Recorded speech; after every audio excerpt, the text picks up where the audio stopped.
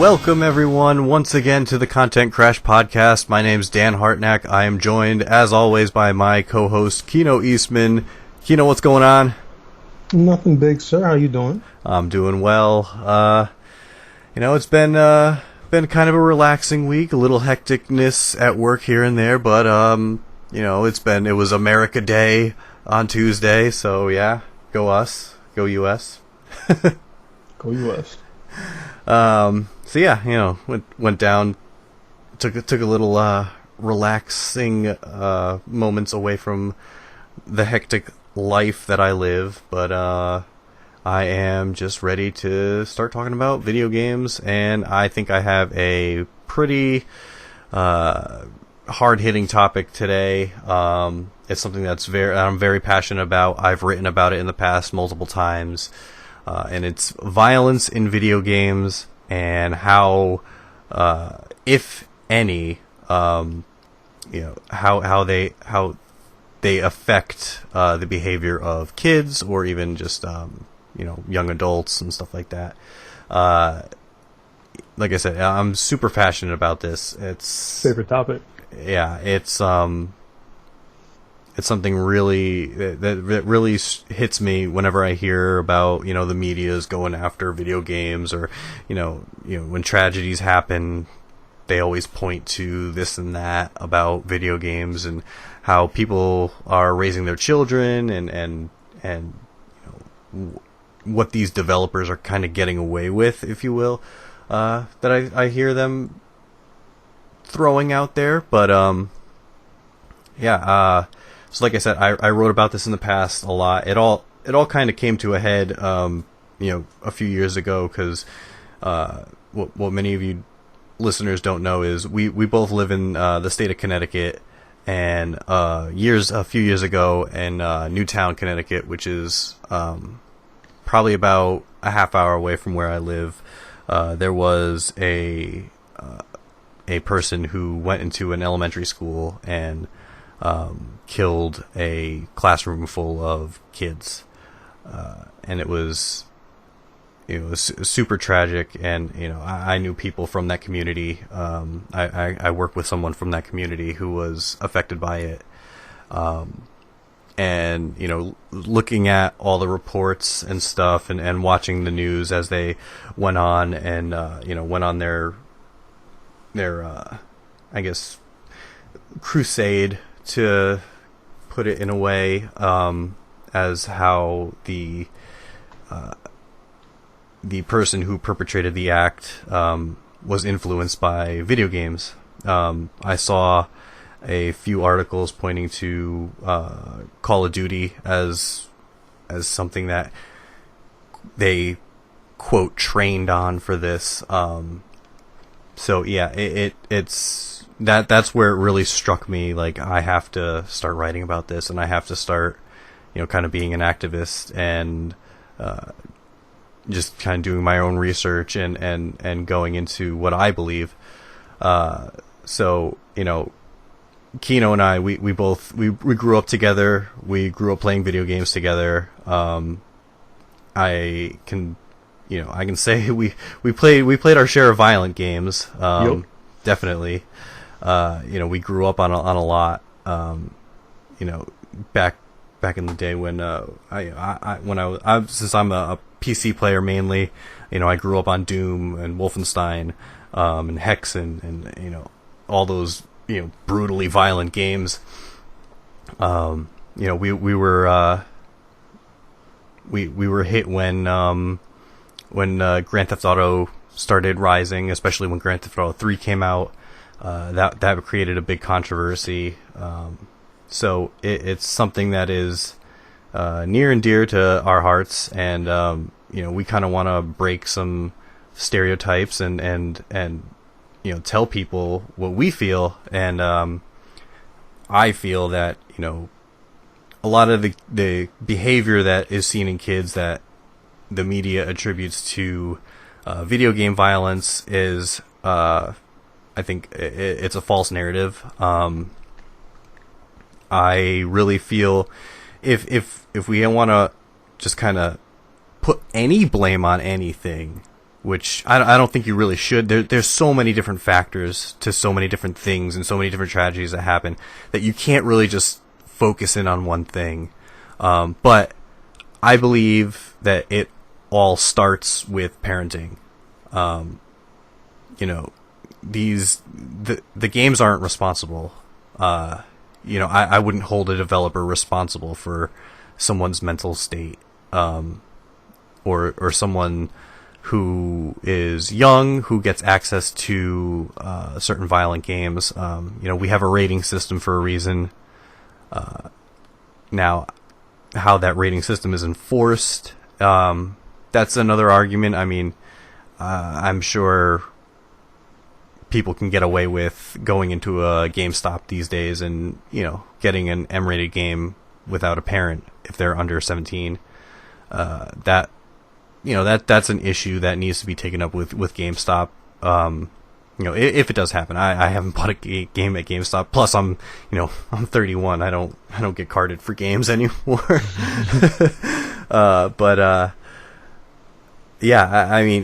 First of all, like I said, we have a rating system. You walk into a GameStop, you pick up a game, or whatever store you go into. You pick up a game that has an M rating. That even as a parent should indicate, what you're going to be giving your child. It's just the same with any type of other media. There's rating systems on television shows. There's rating systems for movies. That's where the parent has to step in and really, take charge of the matter. It's an interesting kind of dilemma. I guess is the word I'm looking for. But my parents, growing up, they didn't bar me from playing most games, but they did monitor my gaming time, what I did play. They did, if I had an M-rated game, they made sure to at the very least just tell me about, they gave me lessons in fantasy versus reality, and that stuck with me. And I always was able to separate my, when I go into a game, I'm in a fantasy world. I know I'm in a fantasy world. I'm having fun, but once I turn the game off, it's back to reality. For me, it's because my parents kind of ingrained that in me. I believe from an early age. Kino, what do you have anything to say about like parenting and things like of that nature as in the topic of giving games to children? Mine's about the same. I was taught fantasy versus reality pretty early. I never had excuse me. I never had an urge to enact anything. For instance, I remember when Mortal Kombat came out in the arcades, and all the older people were playing it, and besides me not playing it because it was a long line or because obviously I didn't know the combos, it was challenging,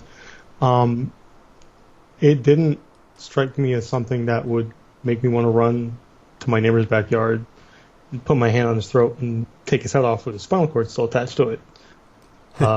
Even when I got the game, I know mom still had to tell me and talk to me. I know she still didn't want me to even have the game, and it was still pretty cut down on the Super NES.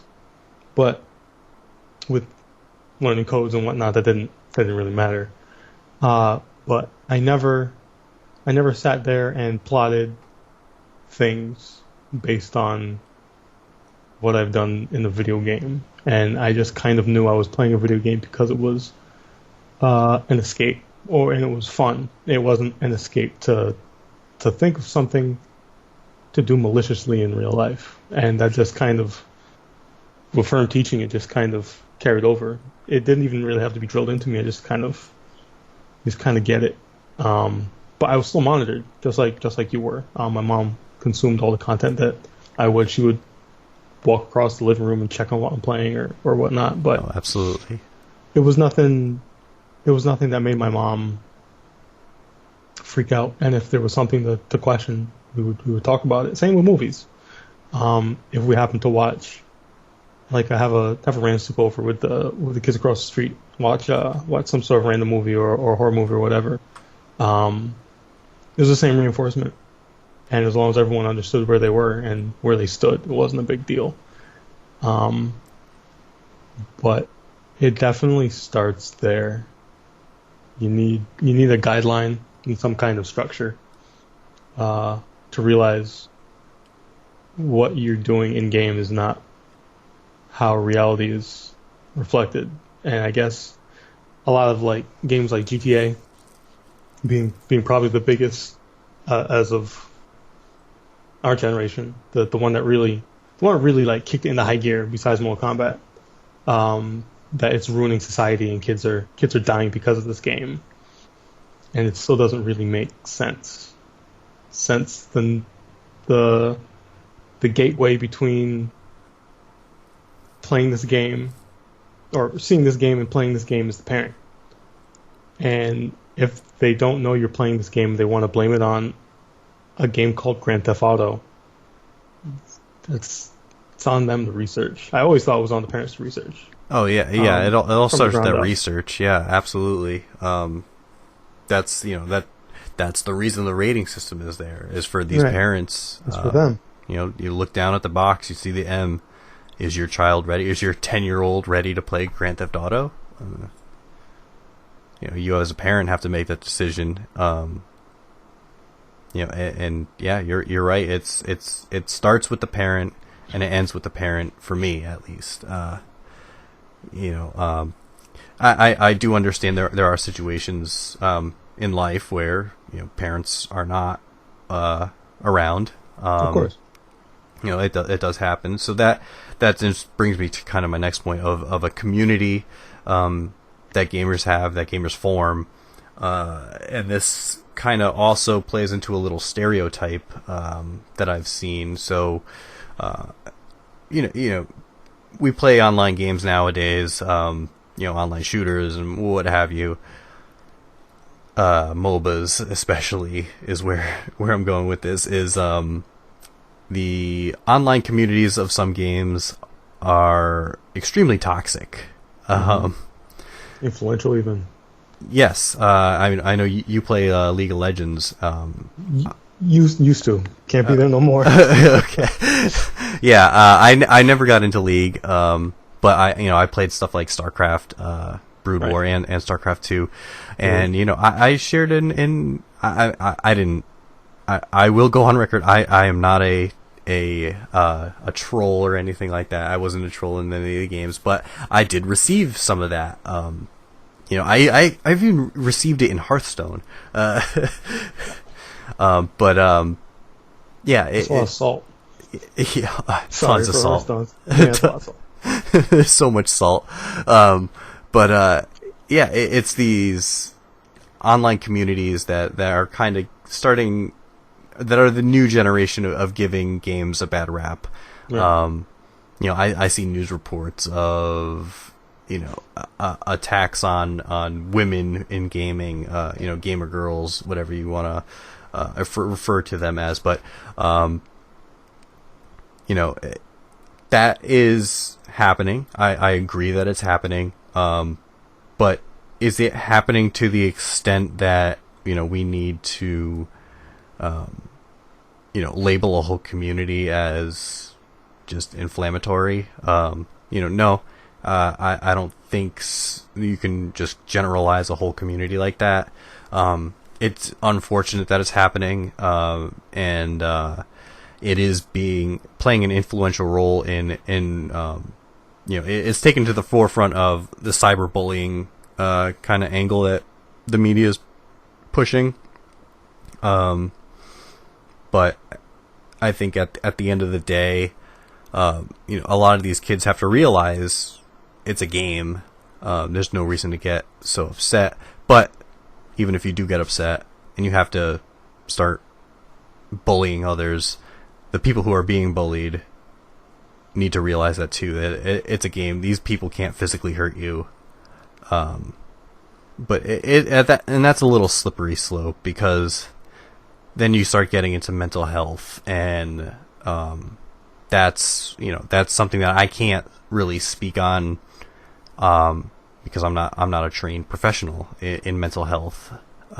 But I do see these communities that are super toxic, and I see all the drama day in, day out, and who's getting bullied where, and who's threatening who, and who is contemplating suicide on forums and stuff like that. That's furthering kind of a stereotype of the immaturity of gamers. Not to say that people contemplating suicide are immature.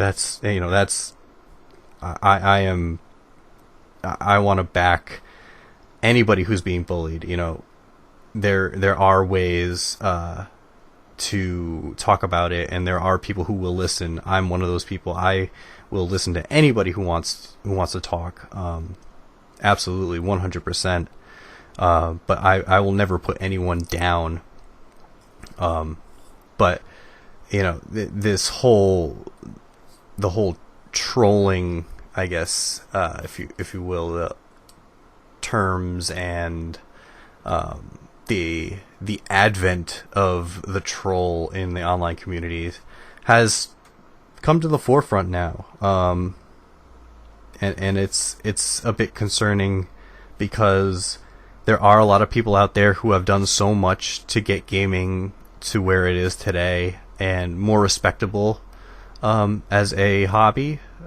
When we were growing up, it was not as glamorous as it is now to be a gamer. Not at all.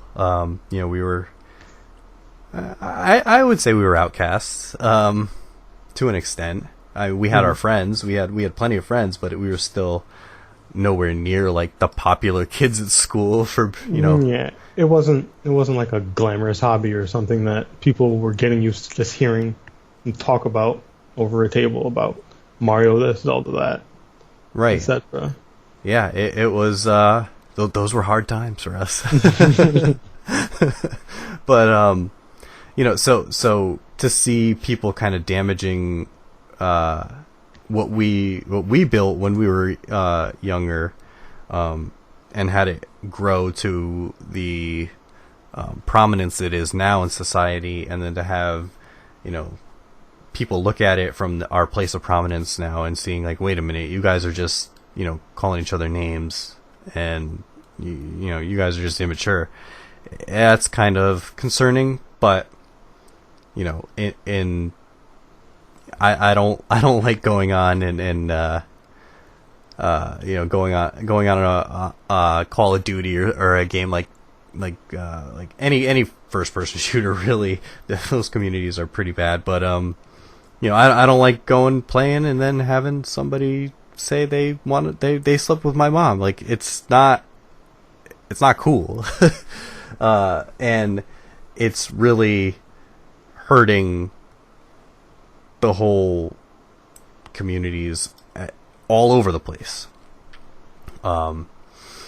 It's I think it's something that needs to be enforced a little harder. I know there's a lot of games out there that they ban a lot of players for harassment and stuff like that. But there are some out there that just kind of, they'll wave the ban hammer once or twice and then just kind of let it go. But there's no real way to stay on top of everything that goes on, which is, it's going to take more of us as gamers to step up and start calling people out on this. It's not something you can really micromanage. Right. Every single last person.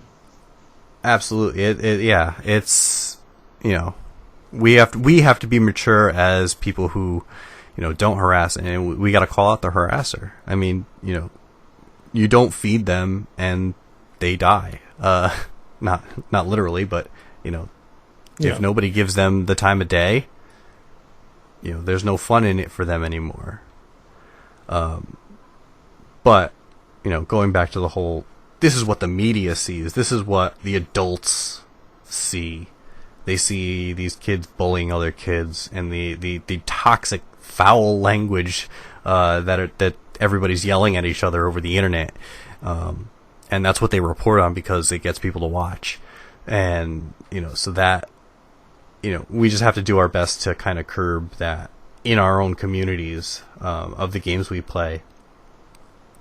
But as far as that doesn't lead, I don't see any evidence of that directly leading to any violence at all. It's just it's trolls being trolls, and that's kind of it. That's kind of where it stops. It's just words.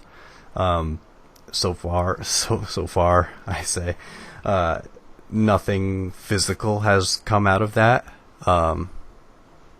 So it's we're trying to do our best, and I like I said, I do my best. I want to be as mature as I can, and I'm here to play a game, and I know it's a game, and if somebody's trying to harass me, either I'm doing so good that they're just harassing me because I'm so far ahead of everybody, and they're like, oh, get a life kind of thing, which never really happens because I'm not that good.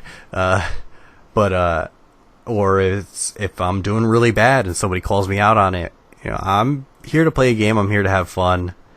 And I understand. Yeah, I'm learning, especially with new games. Like, it's so hard to jump into a new game these days, and just, you're labeled as the noob, and it's nobody really gives you help on anything, especially like team games. Right. You can't really get into it with a friend all the time. Sometimes you just want to go at it, right? Yeah, absolutely. And that's like, it's harder and harder to kind of pick up games, months after release that are online games, because you're so far behind the meta of the community. Right. That you get stomped in a couple of, but I'm still learning. I'll get to their point, but they don't make me want to get to their point because they're just so abusive. Mm-hmm. And that'll have to be worked on, and in time, I can hope that our communities will offer more help. I do see the good in some of them, and they do offer help to new players. I'm always there to help out new players. I talk to them and like, hey, why don't you do it this way, do it that way, whatever it is. There's no reason to put someone else down. We're not, this isn't, I'm not playing in the Dota International. I'm not playing in a ESL for CSGO. Yeah. I'm not playing for money. I'm playing for fun. There are people out there who do want to go professional and play it as an esport, but there's outlets for that, and it's not in a casual game. The competition gets better when everyone grows, right? Absolutely, so yeah. It feels like you should be competitive with your opponents and kind of act as a mentor for everyone else. And if they don't want to take your teaching, okay, that's a whole nother story.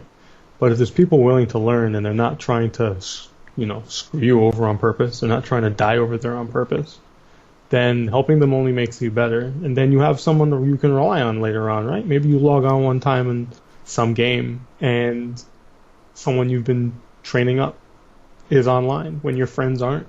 Maybe that extra time you could be using playing the game and learning yourself. You don't want to because no one's online. It just kind of grows a community when we all act more competitive instead of angry, and more supportive instead of toxic. Yeah. It worked like that in MMOs, like in World of Warcraft, like running a guild, right? You don't want to chastise your guild mates and then wonder why they left. Things of that nature. Oh, right, yeah. I remember running raids, and it's like, one person's not doing their job. You help that person because it's for the better of, at the time when I was playing with 40 other people or 39 other people. Mm-hmm.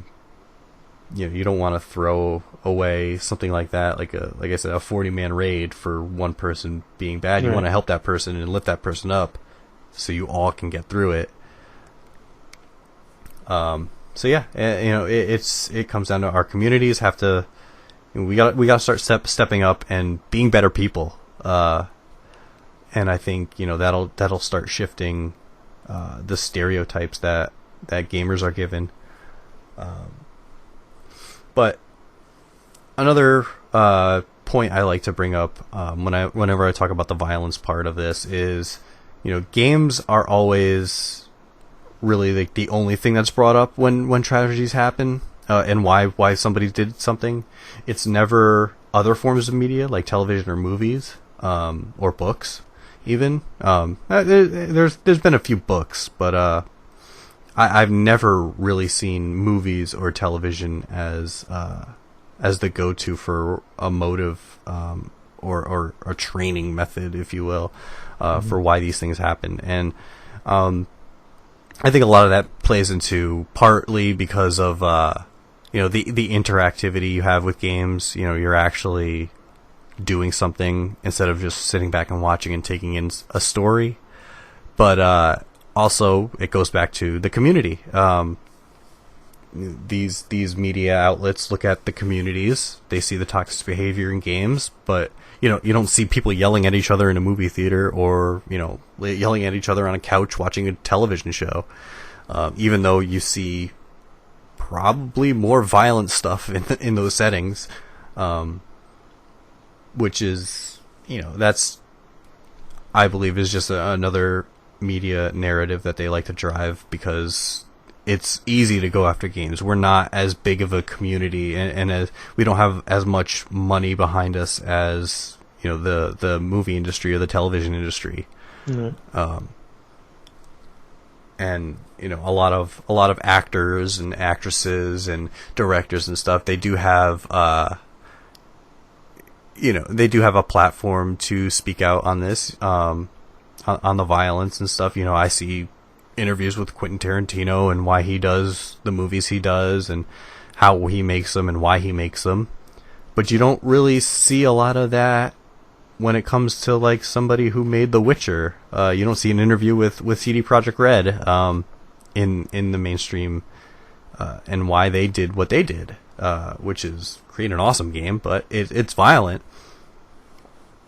So yeah, it comes down to gaming is still a small niche form of entertainment that is easy to attack from the outside. So that's just something that's we're gonna have to grow as gamers. Keep saying this isn't the reason, and kind of putting our foot down. We're gamers. We're here. We're not violent people. We're playing for fun. Trying to. Yeah, absolutely. As long as you have fun, that's all you can hope for. Mm-hmm. So yeah, and then I kind of wanted to go over a couple other games that come to mind when these when tragedies happen that are really pointed out. Obviously for a long while, the original Doom was and still is in some ways blamed and given the spotlight when things happen. I even remember like I said with that tragedy in Newtown, there were news outlets that had a thumbnail of Doom. Like this was how many years ago? 4 or 5 years ago. And they have the thumbnail on their article of the original Doom, because it's just that mentality. They're old, they're adults that just don't understand anything anymore. Right. They're looking for the scapegoat, and oh hey, this game was violent back in the 90s. Well, let's put it up. The famous Jack Thompson, the activist and disbarred attorney from, I believe was from Florida. I believe he was, but he went on his crusade against video games in the 90s. And he was quickly well, I wouldn't say quickly, but he was definitely defeated in my eyes. That was a whole big thing in the courts, and how he kind of paraded around violent games and like, we have to stop them and all that. He was everywhere. Oh God, he was everywhere. So yeah, but there have been other activists like that in modern times. I won't really get into them because that's just another kind of topic that's not really on violence, but on other community interactions, I should say. But there are still people out there fighting for censoring video games and all that. You're always going to see that. But two games I like to bring up in modern times are Call of Duty Modern Warfare 2. There's a mission called No Russian, in which the player you play, you're going through a airport terminal, and you can choose to execute civilians as you're going through. I believe the cutscene was it skippable when they first put the game, or was that something they patched in? I don't remember. I believe it was something they patched in. I played it. Have you played it? Yes. Yeah. It was a pretty jarring scene. You like I said, you do have the option to not pull the trigger on those civilians. So it's not like you're forced. If you shoot the other people you're with, the other I guess terrorists you're with, they will, you'll fail the mission and all that. But it was such a controversial scene or controversial level at the time, and it still is. It was, like I said, they patched in the skippable, or being able to skip it if you want to, if you so choose to.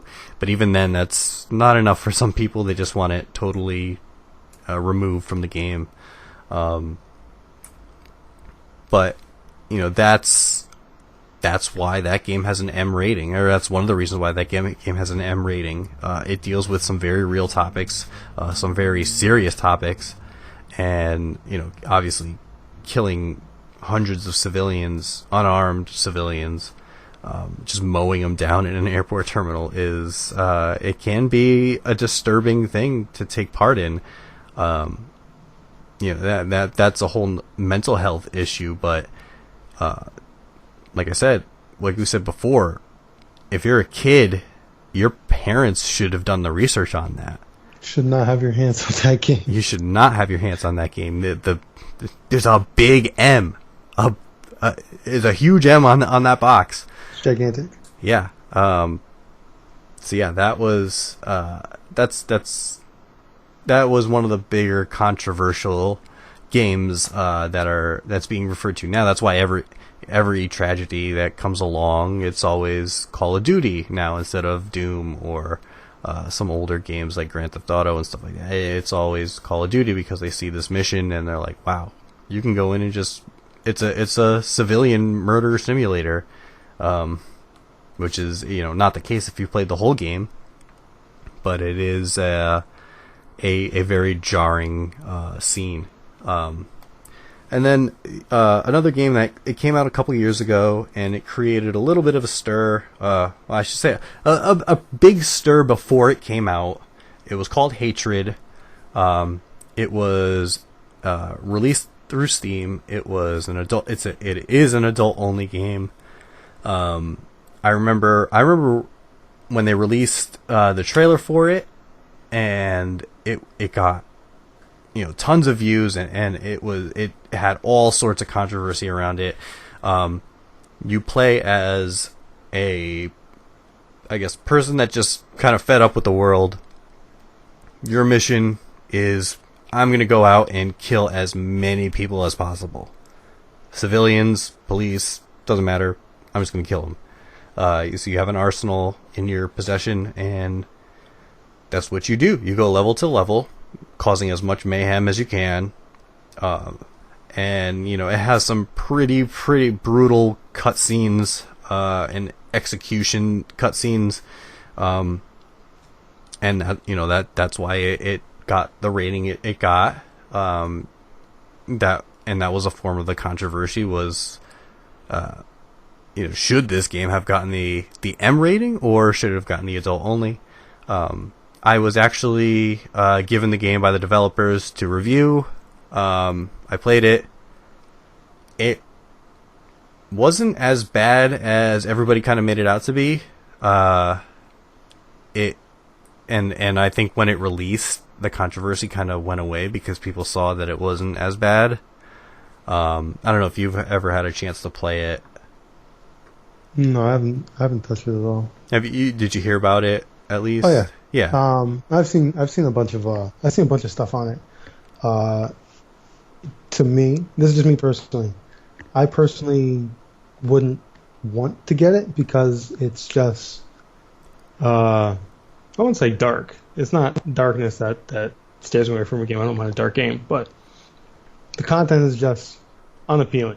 Like I get you can run around, you can kill anybody, you can just find a random civilian or person off the street and execute them, put their head down to the ground, or hold a gun in their mouth, pull a trigger.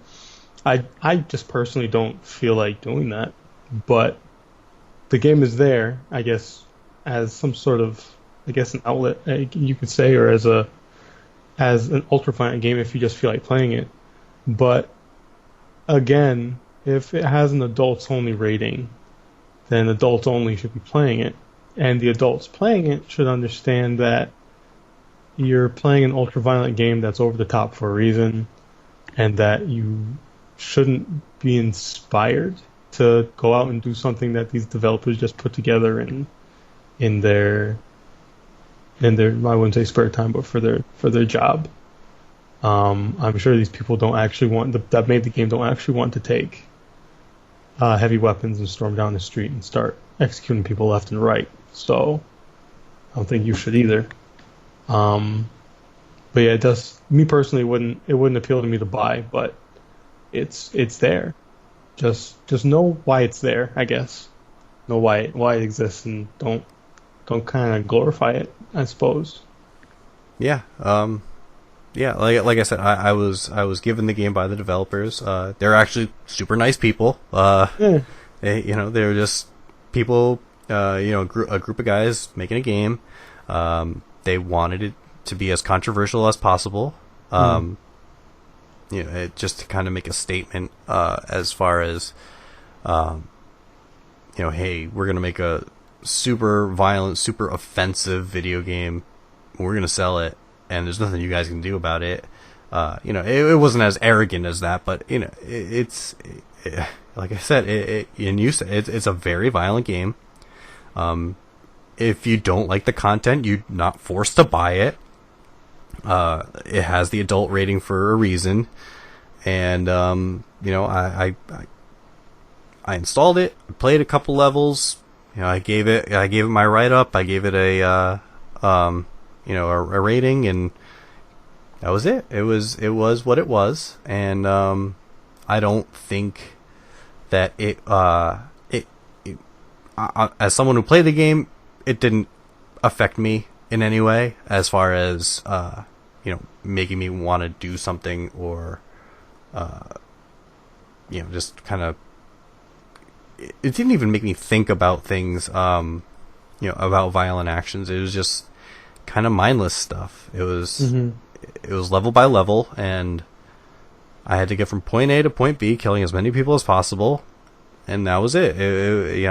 I did it, and whatever. I moved on to the next. It's not a big deal, because I have I do have the mental fortitude, but I don't think you need a lot of mental fortitude to get to something like that. Right.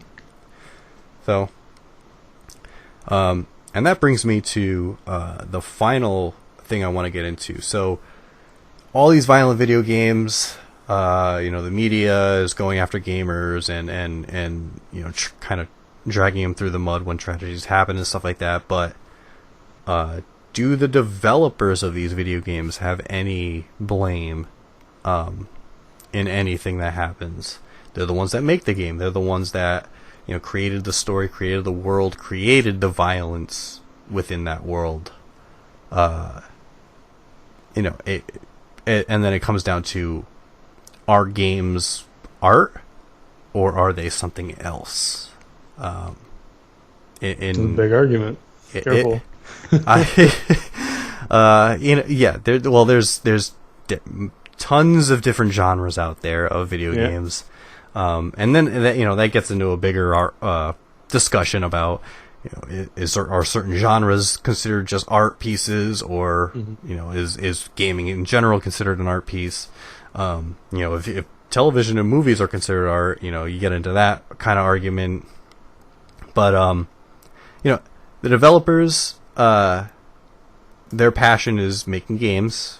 That's what they want. From all the developers I've talked to over the years, everybody who's given me a game to review or given me an interview in the past to conduct, I see the passion. Everybody, I'm trying to think. I don't think I ever ran into anybody or any developer or any studio that came across as like disingenuous and like was just out kind of to make a quick buck or anything.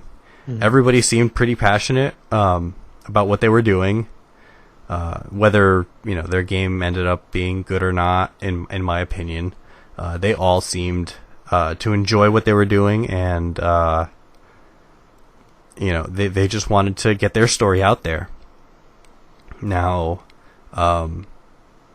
with all the violence that's out there and the violence that these games have, is censorship ever an option?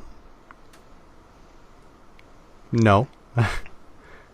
I don't like censorship. I think, I from writing and from, in my past, I'm a musician. So I get the whole concept of censorship, and I've dealt with it a bit as a musician, and it's not right, in my opinion. I'm an artist, or I was an artist, and I want to share my vision of what I want to create in any way that I can. So, yeah, I've always been against censorship, and that's just another kind of side passion of mine, is being against censorship. I don't think anything should be, and I don't think anything should be thrown in games as like just kind of check marks, if you will. We're seeing a lot of, if anybody's followed the Gamergate controversy and how that's going, even to this day, is I don't want to see developers just throw in a female character just to check a box, or throw in the gay character just to check a box off. If your story includes somebody like that, absolutely.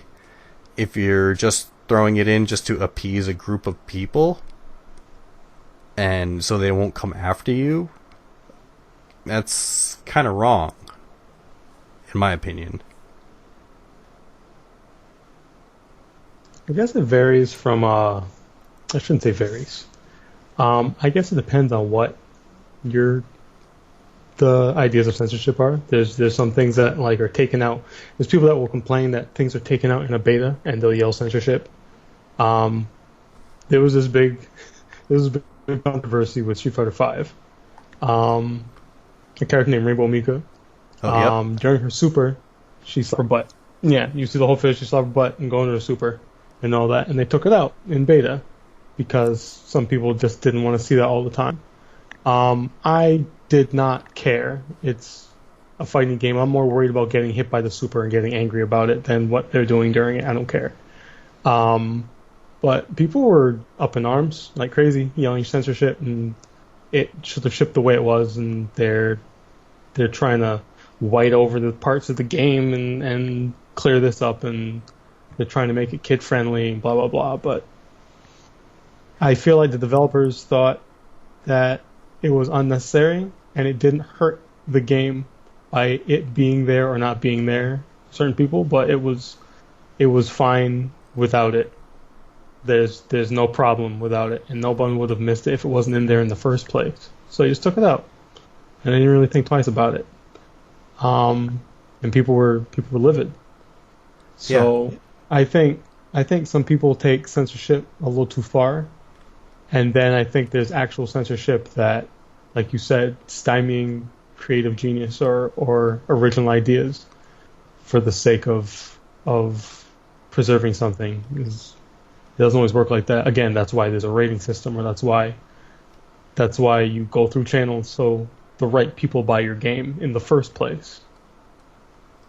Oh, right, right, and yeah, I remember that Street Fighter controversy. And that's more of, were they actually censored, or did they just do it just because? And I believe they just they were just like, like you said, it doesn't affect any part of the game, physical part of the game, as far as how attacks are made and all that stuff. It was just a cosmetic change, and it was done in beta.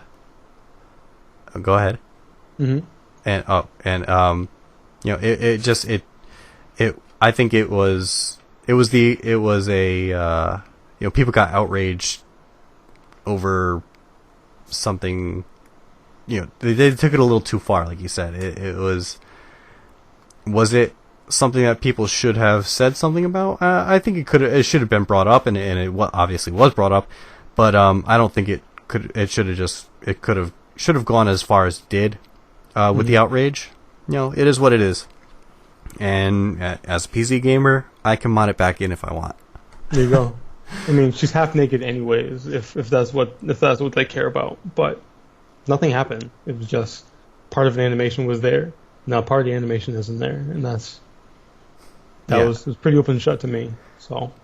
And then as far as other things like checking boxes, I remember what was it pretty recently, one of the Overwatch characters in a comic was revealed as being a lesbian character. All right, Tracer. Right? Yep. And that caused a bit of controversy because, not because she was lesbian, but just because it kind of seemed like Blizzard was just checking a box. Like, they didn't have to do it. Nobody knew before, and it didn't really add anything to her character other than, hey, look, we have a gay character in our game now.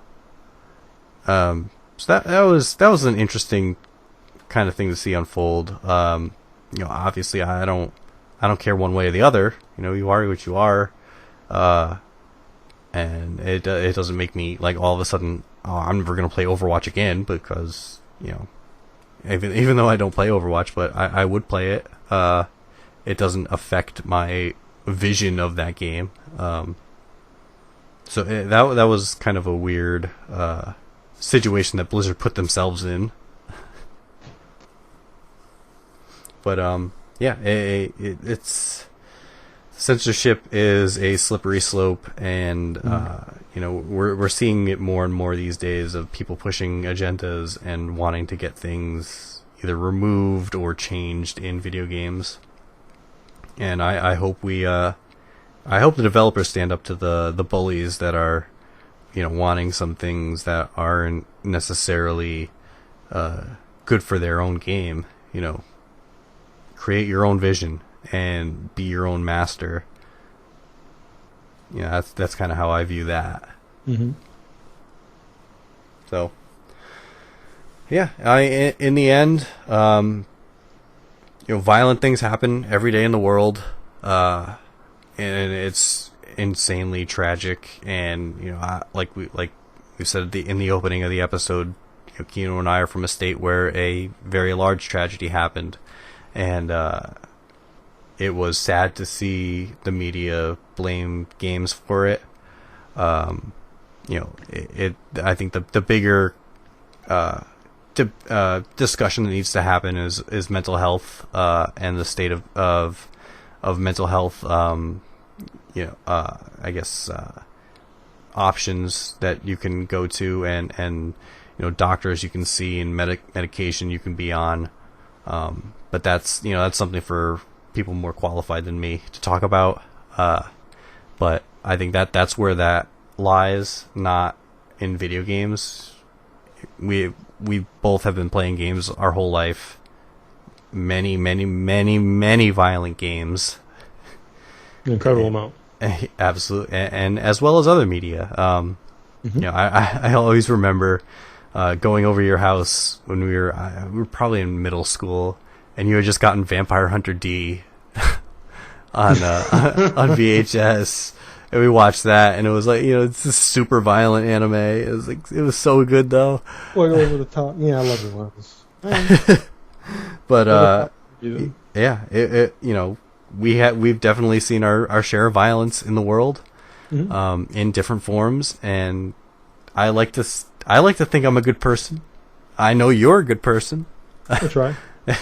We try our best, and I just want to make gaming better for everybody out there, and show people that us as a community can come together and do the right thing, and make games fun for everybody, and be inclusive, and not be toxic. I'll stand up to every troll. I don't care. Come at me. I don't know if I just opened myself up for anything bad, but I got you. Don't worry. That's kind of it. It falls, like I've said in my articles before, and like we've said time and time again here. I believe, if you want to blame anybody, which I don't really think anybody should really take blame, but if you want to start going down that path, start looking at the parenting, start looking at the environment that the kid or teenager is brought up in. It starts there, and I don't believe that gaming influences that at all. I agree. So, another one in the books, and like I said, this is such a passionate topic for me. I love video games so much, and I know you do. You got me into a lot as well back in the day. It's something near and dear to my heart, and I want to keep playing games for the rest of my life. And I'm gonna be an old man playing video games. That's what I'm gonna be. Same. I'm ready. Yep, I am absolutely ready. So plug me in. I'm ready. Let's do it. I just hope we all realize that it's always, if someone's hurting or there's something wrong, it's not. We can't just run at what they do for a hobby in a video game. It's always the environment. It's always something greater than this.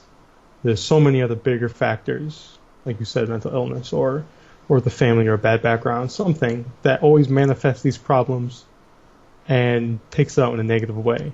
But I can't see how video games can transition you from one dark place to another if your surroundings are already fueling that. As well as, unless it's a matter of neglect. There's always something else, and it can't always be games to be the culprit. It has to be something with more substance, or something below the surface layer. And if we just keep blaming this source of media, the problem's never actually going to get fixed. It's just going to get worse. And I hope we fix that in our culture at some point, because right now it's not working.